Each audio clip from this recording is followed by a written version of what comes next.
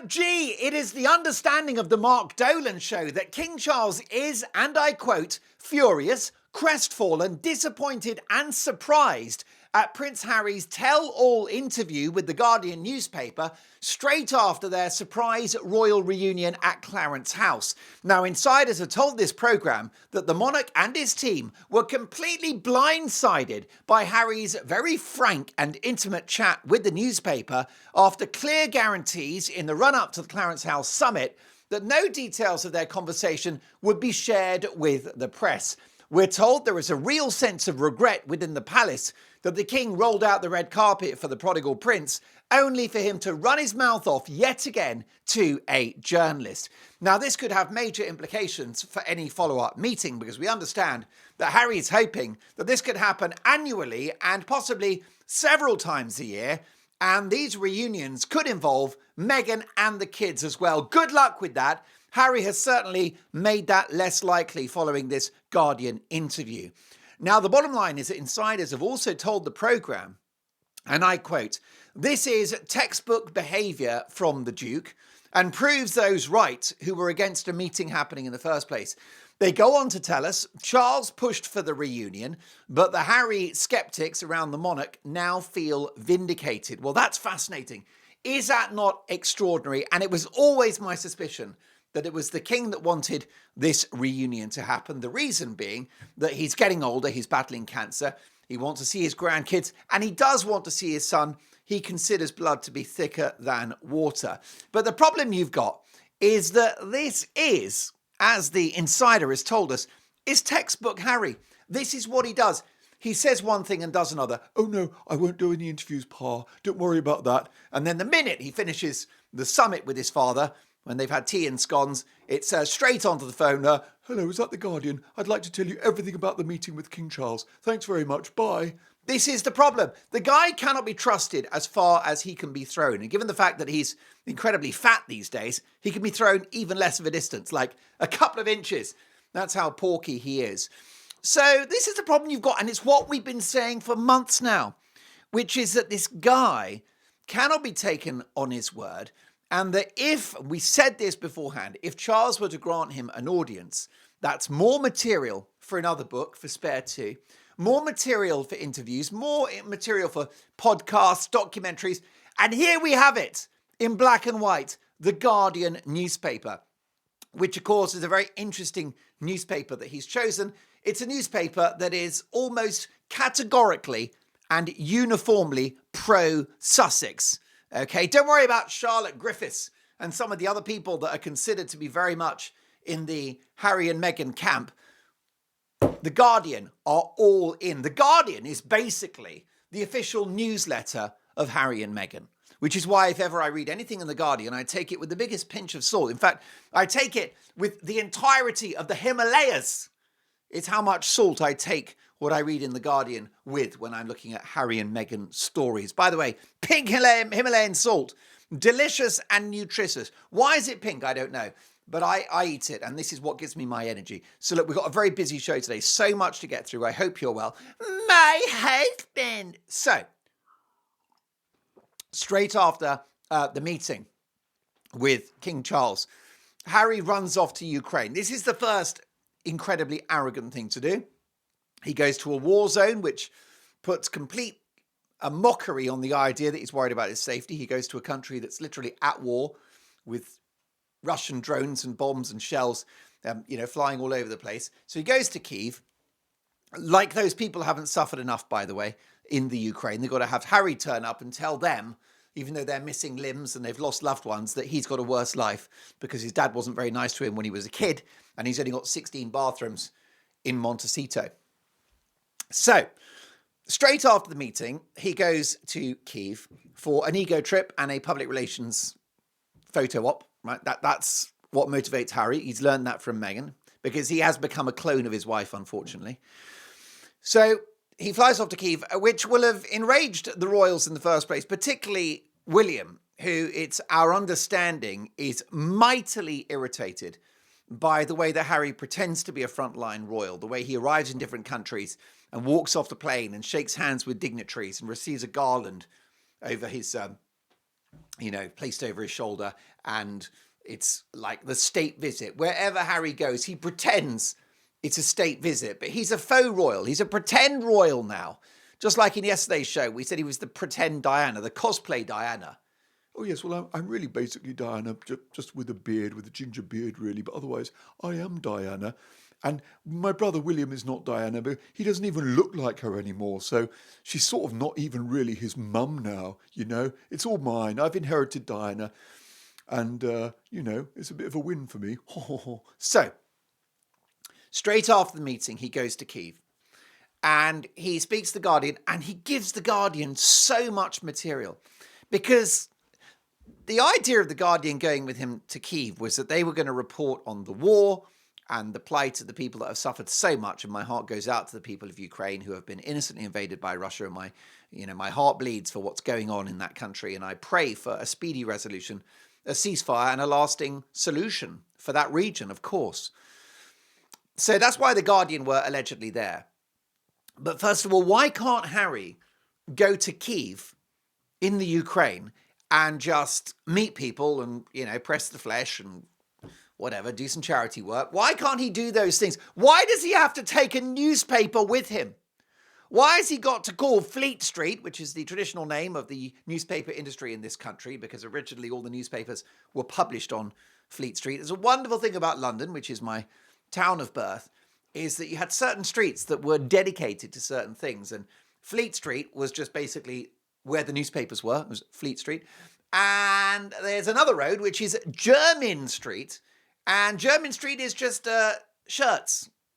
The shirt makers were on Jermyn Street. Then the suits were made in Savile Row. It was such a wonderful tradition that you would have one industry on one street. Isn't that a great thing? We've lost that now, I would say, to a certain extent. Jermyn Street still does have some good menswear. In fact, I bought this jacket from Jermyn Street. You're welcome. But the bottom line is that Fleet Street, right, is this. Harry, of course, contradicts himself because he loves to sue the press. He always loses. I think he lost over $1 million in his court case against the Mail on Sunday, which had to be cancelled, and he's paid costs. But he loses his legal battles with the press. And he reckons that the press in the United Kingdom were very racist against Meghan, which is BOLLOCKS. Thank you very much. Utter nonsense. I know these journalists. I know the newspaper editors.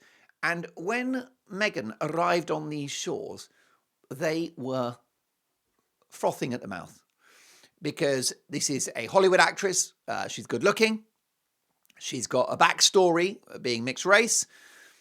She's contemporary. She's modern. She's sassy. She's got, of course, a lot of this stuff is subjective, but the perception was that she had a talent as an actress. In my view, she couldn't act her way out of a paper bag, but that's fine. I know these journalists, when Meghan arrived in the UK, they were absolutely on cloud nine because they thought, here is the new Diana. And one or two of them said that to me at the time, this is our new Diana. So don't give me any of that guff that the press had it in for Meghan. Quite the opposite. You see, the way the press do things is that they storyboard characters and real life dramas. When you're at home, you want to be safe, happy and secure. It's why we have locks on the front door. So why not have the same online? Unfortunately, when you're using your computer, tablet or smartphone, companies can track you, exploit your data and see exactly what you're up to. And I don't want anyone finding out about my cat video habit. Plus, there are bad actors out there, hackers, scammers, viruses, bots, malware, all ready to make your life miserable. Not to mention those endless, annoying ads that aren't nearly as entertaining as this one. That's why I use Surfshark VPN. Surfshark VPN is a virtual private network that protects you online, an invisible shield that hides your location and keeps you and your data private. And here's the fun part. It also unlocks content from around the world. So do you want to watch NBC without being in America or the BBC without being in the UK? No problem. Surfshark is safe, secure, and opens up a whole world of global content. Plus, there's a 30-day money-back guarantee so you can try it completely risk-free. And here's the deal. If you go to surfshark.com/Dolan or use the code Dolan at checkout, you'll get 4 extra months absolutely free.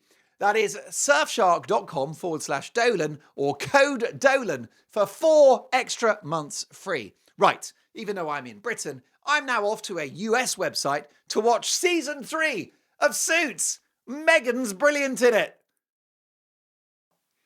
And if you look at the coverage in the run-up to the wedding, and of course on the wedding day, it was slavishly positive towards the couple. And the only time when the press changed their attitude to Meghan Markle was when she decided that she hated Britain, hated the royal family, and hated being a frontline serving royal. And all of the allegations and rumours came out about the bullying, and the body language was horrible.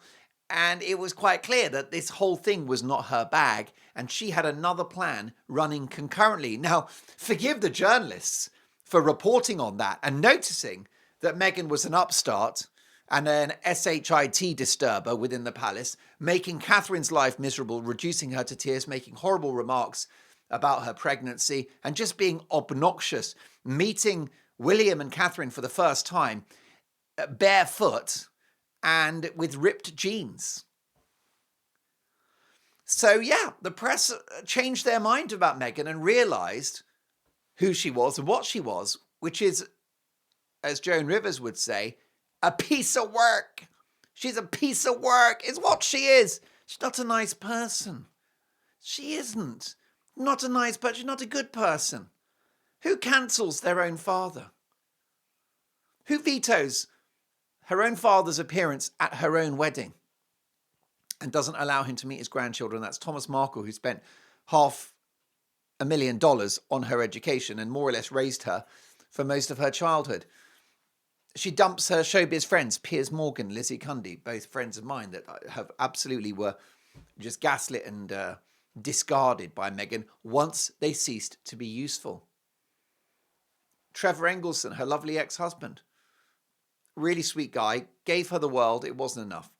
She's one of those people, you give her the world, she'll only ask for the moon. So the bottom line is that there was no racism towards Meghan. What it was is that she was characterised as the damaging, toxic figure within royal circles that she absolutely was. But they were so. The reason why they thought she was the new Diana, by the way, is because they found, and you'll be shocked about this, but they thought that Kate was rather dull. First of all, Catherine, right? We should call her Catherine. Her nickname for a while when she was courting William was Weighty Katie. Because what happened is that they were dating and then they had a little breakup, which many people thought was William not ready to settle down, which is fair enough. He had to sow his wild oats. He's a man of the world. He's got his appetites, just like his grandfather, Prince Philip, loves a lady. Who doesn't? Who doesn't love a lady? Well, plenty of people, but you know what I'm saying. So, and then they sort of rekindled, but everyone's like, when is the proposal going to happen? It was quite a long courtship before he proposed, and they called her Weighty Katie. So at that time, Catherine was considered straight-laced, normal, maybe a little boring. They even didn't really make that much of her beautiful face. They considered her a little plain, a bit too sort of preppy, a bit waspy, as the Americans would say. And sort of almost like a nerd, plain Jane Superbrain. She was not the big pin-up that she is now. And what's happened, of course, is that we got to know Catherine and we got to know Meghan. And the press got to know Catherine and the press got to know Meghan. And what the press realised is that Catherine is one of the most beautiful women in the world. And she's always been stunning, but she has actually blossomed like a true flower, like an English rose. Goodbye, England's rose, though I never knew you at all. You had the grace to hold yourself while those around you crawled, including Meghan Markle, crawled out of the woodwork. My God, these lyrics are appropriate. And they whispered into your brain, they set you on the treadmill, and they made you change your name. And it seems to me, all right, enough. Guys, listen, the problem we've got, you see, I make a lot of progress dropping these royal truth bombs, right? So much to get through. You distract me with your remarks and with your comments and with your requests for music. This is not a music show. This is a hard-hitting 30 minutes of journalism daily. You are welcome. You are welcome. So let's get this sorted out. The press loved Meghan and they were so excited and they rolled out the red carpet. But then they got to know who she was. And they got to know Catherine and fell in love with her and realised that she's a perfect princess and a perfect mother and a perfect daughter and a perfect granddaughter and a perfect royal and a linking perfect everything. And they realised that Meghan was, I'm afraid, quite the opposite. So at this interview with The Guardian at Kyiv in Ukraine, where Harry's being followed around by this journalist from The Guardian who's having to take notes and going, what was that, Duke? Very interesting, Your Royal Highness, because Harry probably said to the journalist, oh, by the way, please call me Your Royal Highness, HRH. I'm not supposed to, but it's really good for my ego. So if you just say it really quietly, just sort of whisper, Your Royal Highness, and then you can ask me a question and say that at the beginning of every question. Thanks.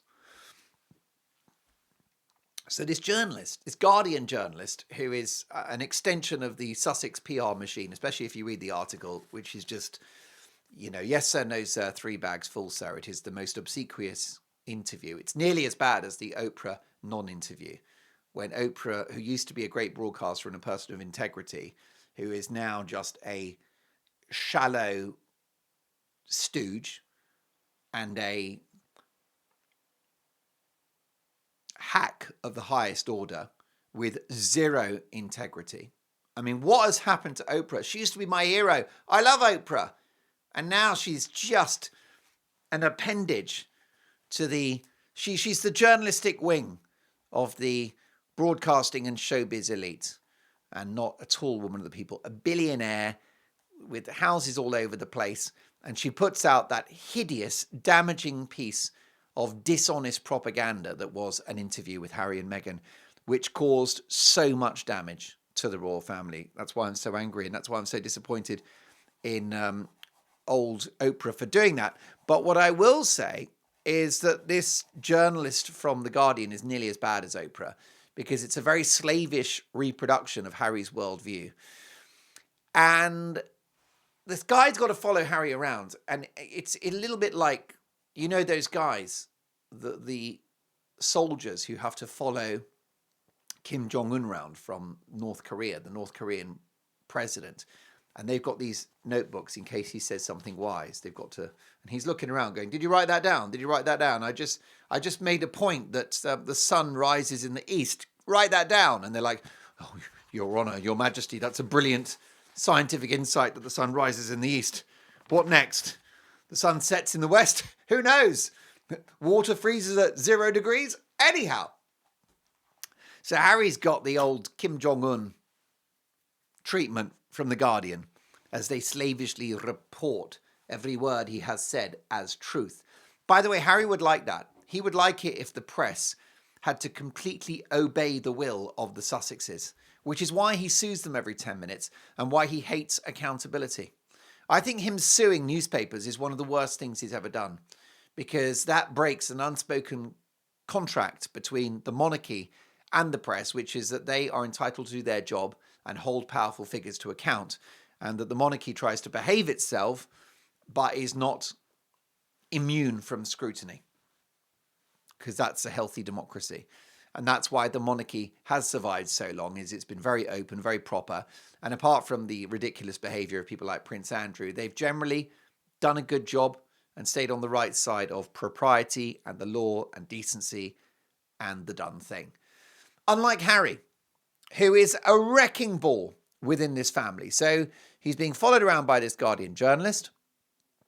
And he said that the next year or so, the focus really has to be on my dad. I mean, this is just not discreet. Why you can think that? Why are you saying it? And why are you telling a journalist minutes after you've been granted a 54-minute meeting with the monarch, which he shouldn't have done? And his team now have told this programme they bloody regret. And of course they do. I told you so. And I'm not always right. I'm right. How often am I right? You'll have to ask Mrs. Dolan. I'm right maybe 27% of the time. Well, this is one of the 27%. 27% of the time I'm right. And on this occasion, I was right. But anyhow, the focus really has to be on my dad. Now, first of all, I don't know, it's patronizing. It's a patronizing thing to say. I wouldn't want my kids to say that about me. I'd be like, no, get on with your lives. Yes, I've got an illness and I'm old and I'm getting, I've got these major challenges to my health. But I don't need like focus on me for the next year or so, like I'm some kind of victim. Sorry, Harry. You might be quite happy to cast yourself as a victim, even though you're a multimillionaire aristocrat with a famous wife living in a mansion with 16 bathrooms. But King Charles is of the old school. His father was Prince Philip, who was a toughie. And Charles is a toughie too.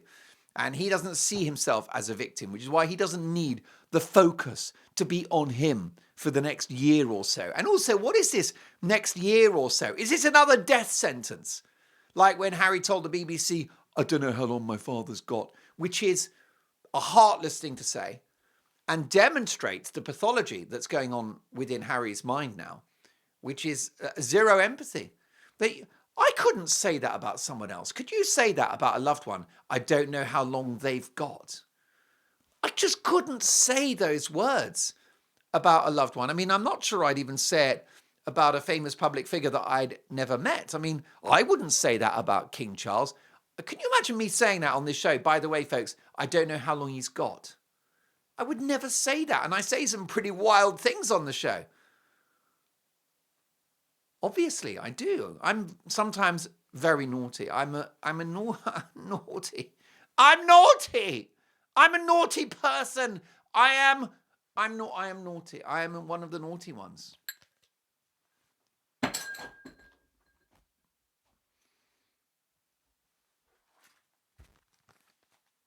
I'm naughty. I'm naughty.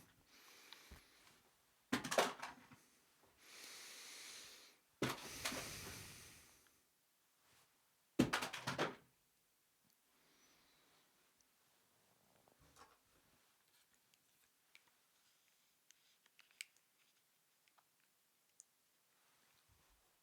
am naughty.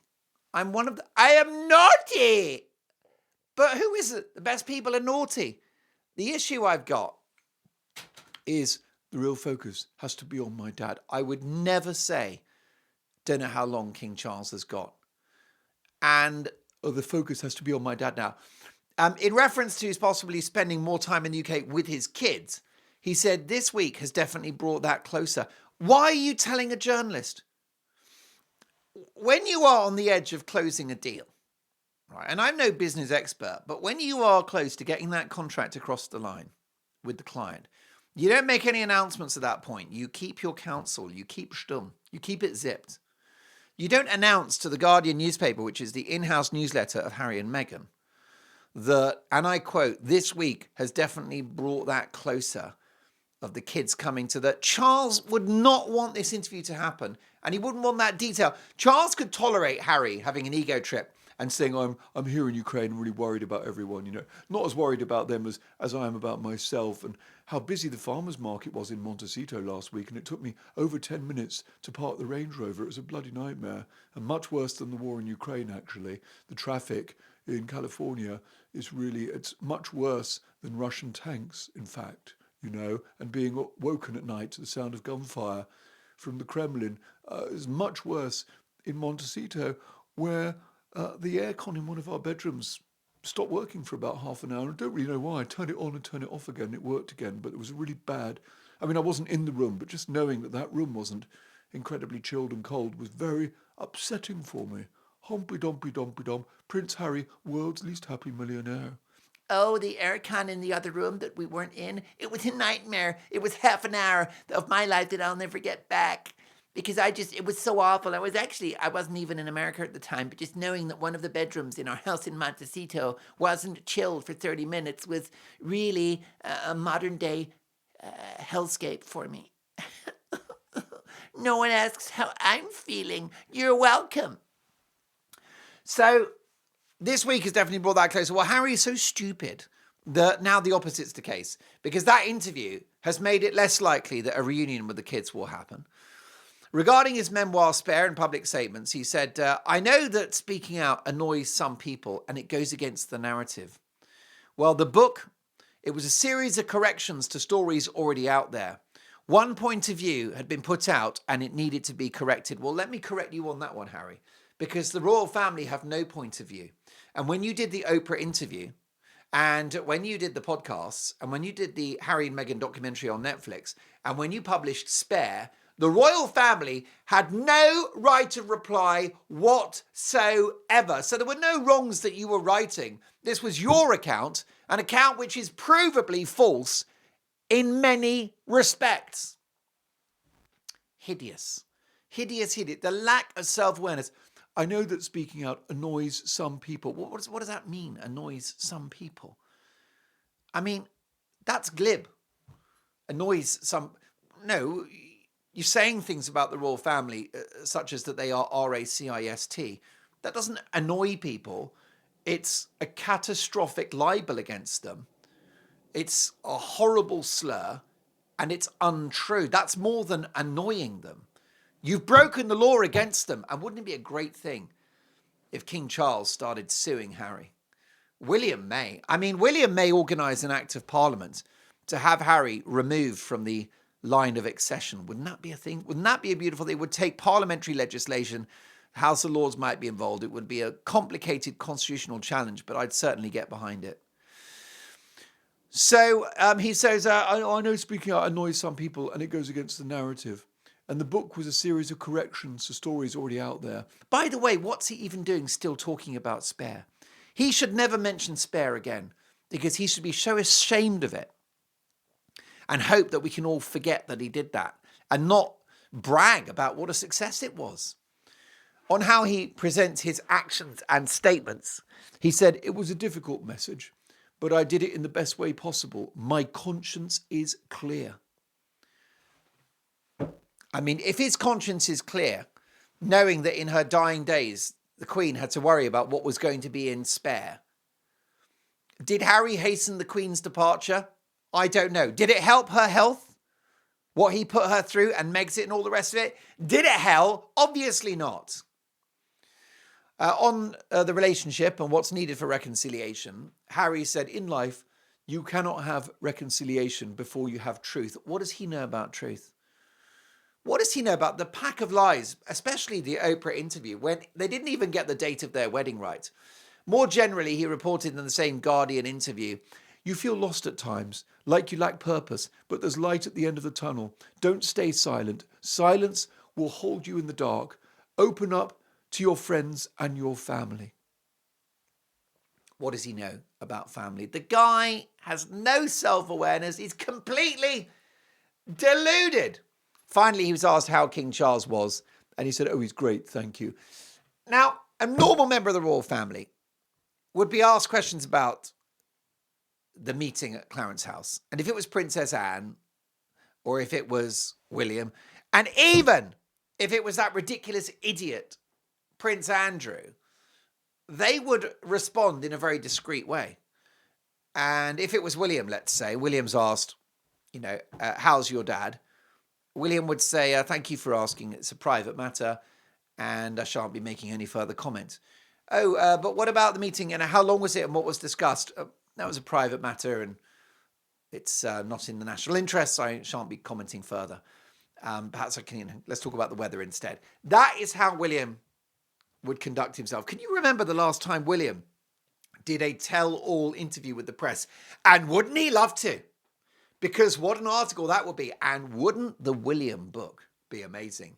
Prince William, my story, in which he takes Harry down and takes him down to Chinatown. Now, before we wrap things up, according to the Daily Mail, brilliant exclusive, which ties in with the Mark Dolan show's exclusive about the King being unhappy at Harry's interview with The Guardian, making a reconciliation now less likely. Well, according to the Daily Mail, Prince Harry's hopes of carving out a part-time role within the monarchy have been firmly rejected. Insiders insist that any idea of Harry returning as a half-in, half-out royal even under the guise of easing the workload of his brother, Prince William, is unrealistic. Good luck with that, Harry. As they say in New York, forget about it. Reports circulated suggesting that Harry's brief meeting with King Charles at Clarence House earlier this month followed what his camp described as a successful charity visit to Britain. And it had been a breakthrough moment. That's what we were told. By the way, it wasn't a successful charity visit to Britain. This was not a charity visit. It was a public relations exercise using charities to give Harry a platform so he could have column inches, have his photograph taken, and be interviewed about it. It's the same reason why he went to Ukraine. He didn't go to Ukraine for the soldiers. He didn't go for the civilians, for the victims, for the rubble, for the decimated towns and cities. He went for Harry. It was the Harry show, because everything Harry does is the Harry show. So here we go. They thought it was a success. Supporters hinted it signalled a thaw in relations, the beginnings of acceptance, and even the possibility of Harry resuming occasional royal duty. Can you imagine that upstart opening a hospital wing or receiving a bouquet from a member of the public? I mean, it'd just be this guy is so divisive. He'd be booed. You can't have a frontline serving royal that gets booed every 10 seconds. Even Prince Andrew would get a hero's welcome at a Girls Aloud concert compared to Harry turning up anywhere, because he's very unpopular in this country. The people that, in inverted commas, turned out to see him when he came to the UK just a couple of weeks ago was a handful of people. It was a few nutters, really, probably unemployed folk with not much better to do with their time. And I think they thought they were seeing William. And oh, it's the other one. I don't know why I did the Harry voice there. So the idea of Harry resuming occasional royal duties, I could have told you that was bunkum, and now we have it from the Daily Mail, who are brilliant for royal exclusives. One source even suggested to the Mail that Harry could return to the UK, wait for it, 4 or 5 times a year to attend events and support the royal family alongside his own charitable causes. Well, I'll tell you who's not going to tolerate that. Prince William is not going to have that. Because, as we know, and it's been reported, and I don't like this language, but it's not mine, Prince William allegedly, and I quote, effing hates his brother, and that ain't going to change anytime soon. Incredulous palace figures have poured very cold water on those claims. Whoever's behind these stories seems to have confused a short tea and cake with the Treaty of Versailles. That's a great, great quote. And there are also concerns that some within Team Sussex may be trying to exploit the fragile reconciliation between Harry and his father in order to sow division between the King and the Prince of Wales. Well, we know that's happening. And who's behind that? Who is the person seeking to engineer division and conflict between the King and William and Catherine? I can only think of one person. My husband. So briefings alleging that William is not pulling his weight have only deepened suspicions. These rather awkward leaks, says the insider, are precisely why the royal family are so hesitant about rebuilding trust with the Sussexes. Far from encouraging reconciliation, they have the opposite effect. Now, the backdrop to this is last week's high-profile state visit by Donald Trump, who famously threw Prince Harry under the bus by not mentioning him in a speech in which he praised William. But this was a state visit in which the King, the Queen, and the Prince and Princess of Wales were all heavily involved. The event was hailed as a diplomatic triumph, which it was, and a reminder of the monarchy's global soft power. And as one palace figure pointed out, a clear demonstration of the united front between Charles and William. Now, this source said to the Mail, the King is a forgiving man, but he's been clear that his late mother's decision stands, that there cannot be half-in, half-out royals. The Mail on Sunday had claimed that high-level talks were underway to plan more regular appearances for father and son, with some aides even discussing how they might be seen together in public for the first time in 6 years. But palace insiders laughed off the suggestion that Harry now has courtiers of his own, noting that he's spent years condemning precisely that royal infrastructure. Further claims that Harry had kept a low profile during the Trump visit as a gesture of goodwill to his father were also dismissed as fanciful. Well, that's absolutely right, because, of course, He made a right song and dance about being here in the UK when he was. Then he went off to Ukraine, and he'd be more than happy to steal column inches from the President of the United States. Behind the scenes, Harry has reportedly spoken of his desire to see more of his father, to make him proud, and to provide support during the King's cancer treatment. Yet royal aides see this latest round of positive spin as both predictable and inflated. Here's the quote. Occasional private family meetings are possible, one source conceded. But as for any kind of public role, here we go, absolutely not. There you go. So it's very, very clear. You can't have in and out. Sorry, Harry, you can't have your cake and you can't eat it. Because you either have the cake, in other words, the cake is in your hand, or you eat it and then the cake's gone. Because once you've eaten it, you don't have cake anymore because it's in your tummy. You see, so you can either have your cake or eat it. You can't have your cake and eat it. And of course, we know that Harry has pathological cakeism, which is surely terminal. But there you go.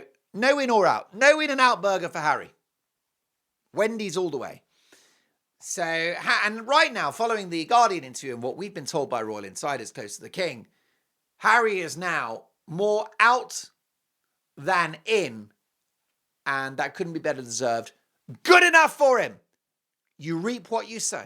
Folks, I cannot wait to see you for the next show. One thing you could do for me, please subscribe if you don't already, because it helps the show have more eyeballs and we can get the message out there, the Royal Truth Bombs and so much more. So please like, subscribe, hit the notification bell for those surprise extra shows. And I cannot wait to see you for the final show of the week tomorrow. Big love. Bye for now. Close the door and left me blind by line. I'm naughty. I'm naughty. I'm naughty.